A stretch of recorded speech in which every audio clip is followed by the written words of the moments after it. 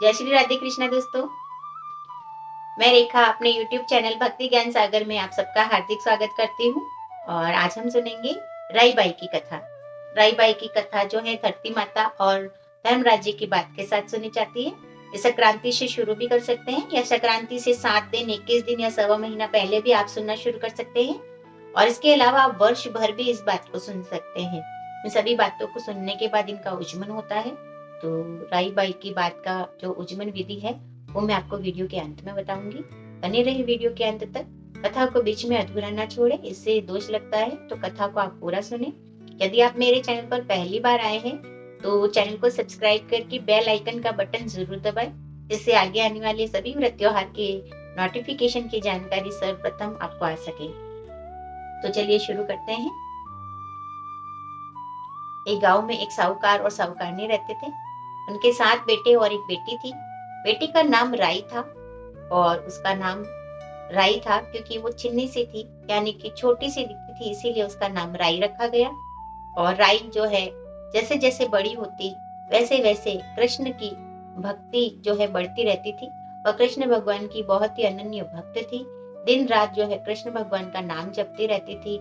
और वह जब पनघट पर जाती और उसकी सरी की सहेलियां जब आपस में बातें करती थी कि मुझे तो आज वहां से रिश्ता आया है, आज मेरे घर उस लड़के का रिश्ता आया है, आज तो मेरे घर इतना अच्छा रिश्ता आया है और मैं तो उसके घर में जो है उससे शादी करूंगी, उससे शादी करूंगी। ऐसी सहेलियों की बातें सुनकर और राई भी कहती कि मैं तो छोटी सी हूँ, नाटी सी हूँ और मेरे लिए तो रिश्ता कहाँ से आएगा, मैं तो कृष्ण भगवान से ही शादी करूंगी।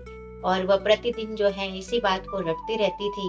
उसके माँ बाप भी उसकी इस बात से बहुत ही दुखी थे कि राई का क्या होगा, इसके योग्य वर कहाँ से मिलेगा। और इस प्रकार जो है बहुत दिन व्यतीत होने के बाद उसकी भक्ति से प्रसन्न होकर कृष्ण भगवान एक दिन बलदेव जी को लेकर उसके घर में आते हैं और द्वार पर आकर उसके माता पिता से कहते हैं कि हम आपकी पुत्री का रिश्ता लेकर आए हैं और आप अपनी पुत्री का विवाह हमारे साथ करा दीजिए। बलदेव जी की ये बात रिश्ते का प्रस्ताव सुनकर उसके माँ बाप सोचते हैं कि ये लड़का जो है वो स्वयं ही कृष्ण भगवान के जैसा दिख तो रहा है और राई मान जाएगी, क्योंकि उसे भी कृष्ण भगवान जैसा ही वर चाहिए था और इससे अच्छा वर तो उसे और कौन ही मिलेगा। ये सोचकर जो है कार्तिक शुक्ल एकादशी को विवाह तय होता है। और विवाह संपन्न होने के बाद 15 दिन तक जो है कृष्ण भगवान राई के साथ रहते हैं। 16वें दिन वह उनसे कहते हैं कि मेरी और भी 16,000 रानियां हैं और मुझे उनको भी जो है मिलना और देखना पड़ता है, तो मैं तुमसे फिर आकर मिलूंगा। और ऐसा कहकर कृष्ण भगवान वहां से चले जाते हैं अपनी रानियों से मिलने और वहां जाकर वहां से रवाना होते हैं। और 16,000 रानियों से मिलने मिलाने में वो राई को भूल जाते हैं। इधर राई उनका इंतजार करते करते जो है 5 बरस, 10 बरस, 20 बरस और 40 बरस व्यतीत हो जाते हैं। राई की जो है शरीर पर झुर्रियां पड़ने लगती है और त्वचा शुष्क होने लगती है, आंखें रूचने लगती हैं।